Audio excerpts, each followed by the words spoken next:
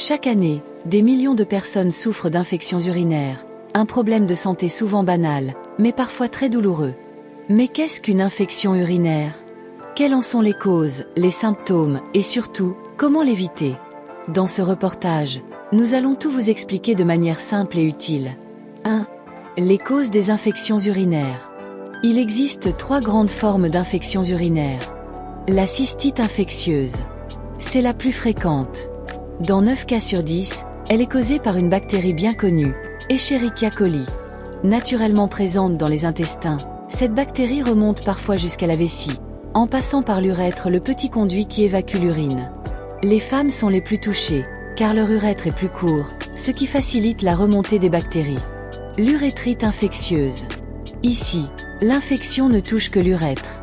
Il s'agit d'une infection sexuellement transmissible, IST, causée le plus souvent par la chlamydia ou le gonocoque. Elle concerne aussi bien les hommes que les femmes. La pyélonéphrite. C'est une forme plus grave. L'infection atteint les reins, provoquant une forte inflammation. Elle apparaît parfois après une cystite mal soignée et peut être dangereuse, surtout pendant la grossesse. Mais alors, qu'est-ce qui favorise ces infections? Chez la femme, les causes peuvent être les rapports sexuels, surtout avec utilisation de spermicides, l'incontinence, un manque d'estrogène après la ménopause, ou encore la compression de la vessie durant la grossesse. Chez l'homme, les problèmes de prostate sont souvent responsables, car ils empêchent une vidange complète de la vessie. Et dans les 2 cas, la pose de sonde urinaire, le diabète ou certaines maladies comme la sclérose en plaques peuvent aussi augmenter les risques. 2. Les symptômes à reconnaître. Les infections urinaires se manifestent souvent par des signes très caractéristiques. Une envie d'uriner très fréquente.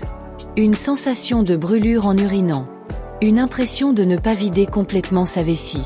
Une lourdeur dans le bas-ventre. Des urines parfois troubles ou malodorantes. Dans certains cas, une fièvre légère peut apparaître. Mais attention, une forte fièvre peut signaler une complication, comme une pyélonéphrite.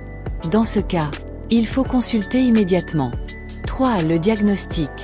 Pour confirmer l'infection, un simple test urinaire suffit souvent. À l'aide de bandelettes réactives, le médecin peut détecter la présence de leucocytes ou de nitrites dans les urines du matin. Si besoin, un examen plus complet, appelé EGBU, examen cytobactériologique urinaire, est réalisé en laboratoire pour identifier la bactérie responsable. 4. Le traitement. Première règle, boire beaucoup d'eau.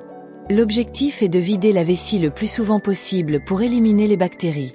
Certaines plantes naturelles peuvent aussi aider, comme la canneberge, connue pour son action antibactérienne, ou des plantes diurétiques pour stimuler la miction. Mais dans la plupart des cas, un antibiotique est nécessaire. Les plus utilisés sont la phosphomycine, le pivméthylinam ou encore la ciprofloxacine, qu'on retrouve notamment dans le médicament fluoxine. Fluoxine 500 et 750 mg appartient à la famille des fluoroquinolones. Elle agit en détruisant les bactéries responsables de l'infection, notamment celles touchant les voies urinaires. Il est très important de suivre les doses prescrites par votre médecin et de ne jamais interrompre le traitement trop tôt, même si vous vous sentez mieux. 5. La prévention. Et pour éviter que cela ne revienne, voici quelques gestes simples à adopter. Boire au moins 1,5 litre d'eau par jour. Ne jamais se retenir d'uriner. Avoir une toilette intime quotidienne, mais douce, sans excès. Uriner après chaque rapport sexuel. S'essuyer d'avant vers l'arrière après être allé aux toilettes. Porteur des sous-vêtements en coton et éviter les tissus synthétiques. Éviter la constipation, car elle peut favoriser la migration des bactéries. Conclusion. Les infections urinaires sont fréquentes, surtout chez la femme, mais avec une bonne hygiène, une hydratation suffisante et un traitement adapté, elles se soignent très bien. Le plus important, c'est de consulter rapidement dès les premiers symptômes pour éviter les complications.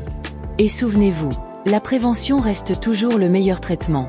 C'était votre reportage santé, pour mieux comprendre, prévenir et vivre en pleine forme. N'oubliez pas de vous abonner, liker et partager pour plus de contenu éducatif sur la santé.